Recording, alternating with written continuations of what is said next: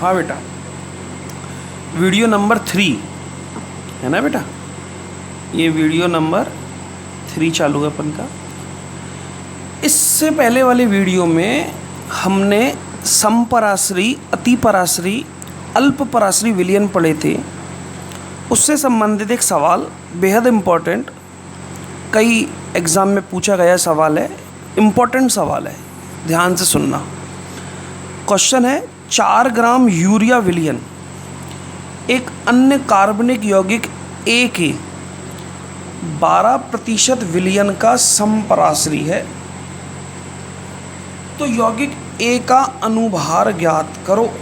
ये हमसे पूछा, तो कहता है कि 4 ग्राम यूरिया विलयन जो है एक अन्य कार्बनिक यौगिक A के 12% विलयन का समपराश्री है, तो यौगिक A का अनुभार हमें ज्ञात करना है।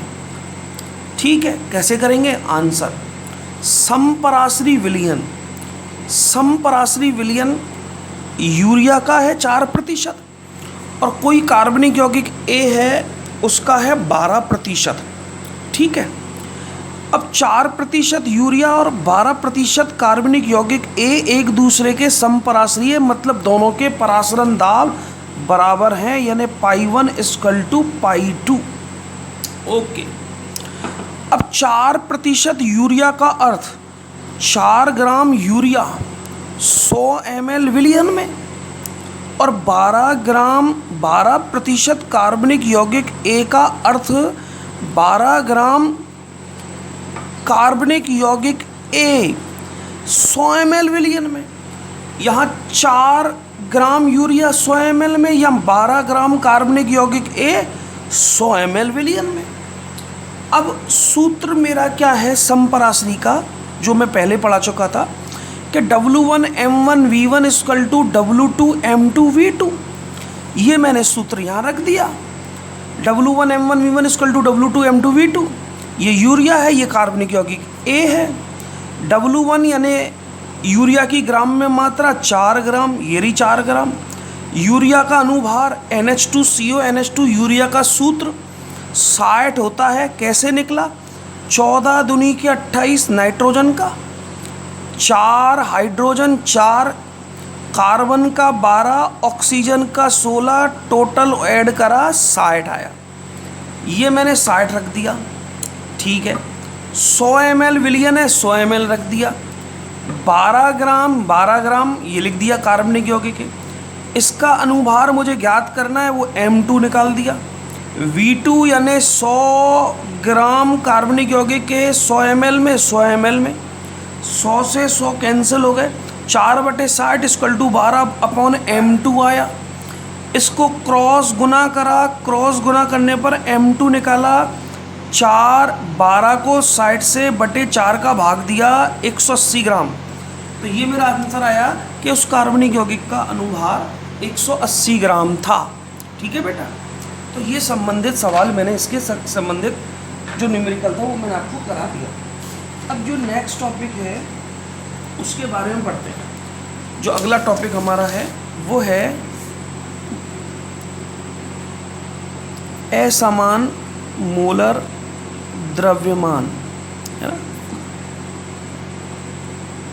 Abnormal MOLECULAR molecular weight, abnormal molecular weight या मास। तो असमान मोलर द्रव्यमान यानी कि एबनॉर्मल मॉलिक्यूलर वेट, इसके बारे में हमें पढ़ना है कि असमान मोलर द्रव्यमान यानी एबनॉर्मल मॉलिक्यूलर वेट किसे कहते हैं, क्या होता है असमान मोलर द्रव्यमान।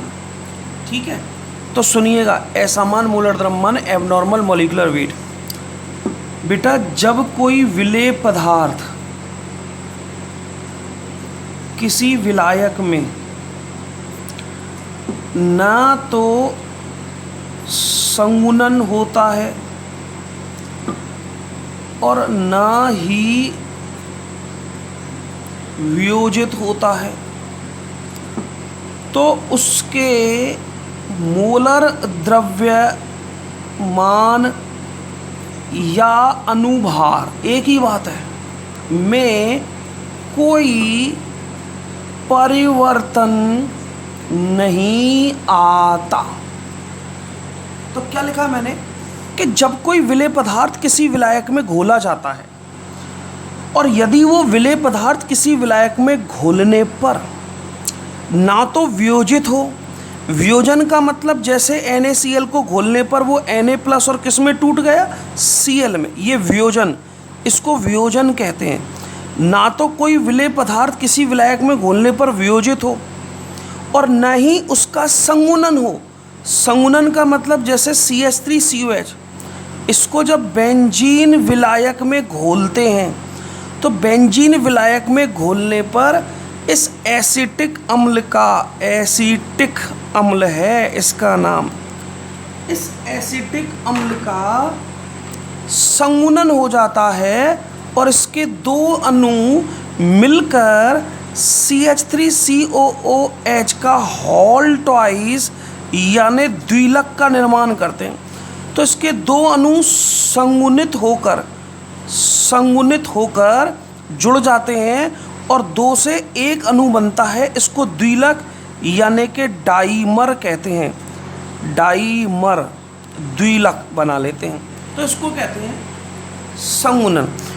माना किसी विलेय का किसी विलायक में ना तो वियोजन हो रहा है, ना तो वो टूट रहा है और ना वो संगुणित हो रहा है, यानी कि 2 या 3 अणु मिलकर एक अणु बना रहे हैं, कुछ नहीं हो रहा, तो उस विलेय पदार्थ के मोलर द्रव्यमान में जो उसका वास्तविक मोलर द्रव्यमान है उसमें कोई परिवर्तन नहीं आएगा, उसके अनुभार में कोई परिवर्तन नहीं आएगा। वो उसके वास्तविक या सैद्धांतिक या सामान्य मोलर द्रव्यमान कहलाते हैं। तीनों का मतलब है वास्तविक कह लो, सैद्धांतिक कह लो या सामान्य मोलर द्रव्यमान कह लो। अगर ना तो वियोजन हो रहा है ना संगुणन हो रहा है, मतलब मोलर द्रव्यमान में कोई परिवर्तन नहीं हो रहा है। तो अब दूसरी पॉइंट, अगर किसी विलेय का विलायक में संगुणन हो जाए या वियोजन हो जाए,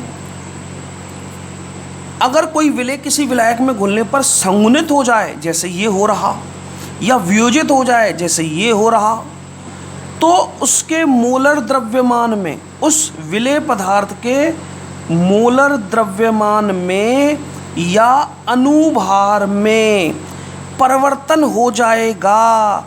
या तो उसके मोलर द्रव्यमान कम हो जाएंगे या उसके मोलर द्रव्यमान अधिक हो जाएंगे।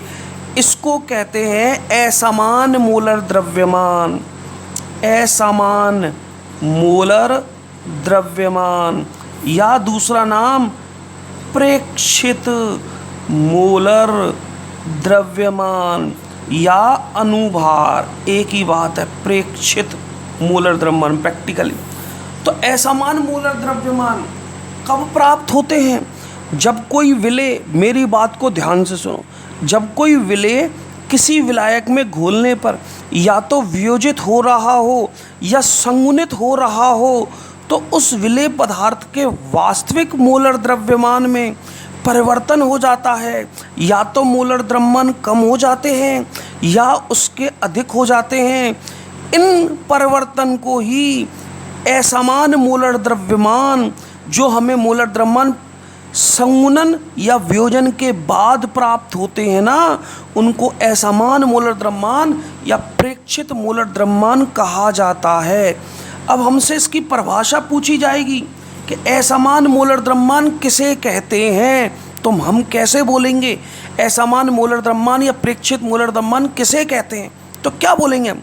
तो जब किसी विलेय का किसी विलायक में संगुणन या वियोजन हो जाता है तो उसके वास्तविक मोलर द्रव्यमान में परिवर्तन हो जाता है।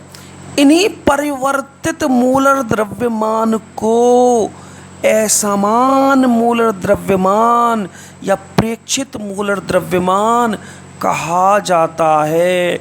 यानी कि संगुणन या वियोजन के बाद जो मोलर द्रव्यमान हमें प्राप्त होते हैं वही उस विलेय पदार्थ के असमान या अपेक्षित मोलर द्रव्यमान कहलाते हैं। ठीक है बेटा, नेक्स्ट टॉपिक नेक्स्ट वीडियो में।